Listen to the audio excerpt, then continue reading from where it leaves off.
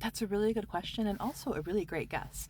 So we're thinking about like the antebellum period and how most of the enslaved people, at least in the British American colonies in America, in what we now consider the United States, they would have run to Spanish or French speaking areas, right? To Spanish Florida, to French Louisiana, Spanish Louisiana, in order to have more rights, right? Because the American chattel system meant that enslaved people in the British colonies had a much harder time on average, right? Not individually, but on average, on the whole, they had a much harder time. They had fewer rights. They had fewer ability to navigate and negotiate their situation as enslaved people.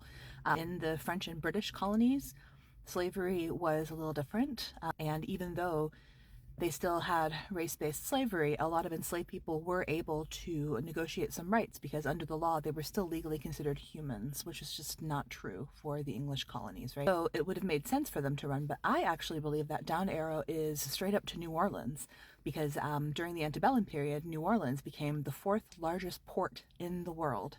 And what we know about maritime history, especially in the US, is that the vast majority of people on ships who were like running ships, right? The people who were the maids and the porters and the stevedores and the engineers even were black, and many of them were enslaved.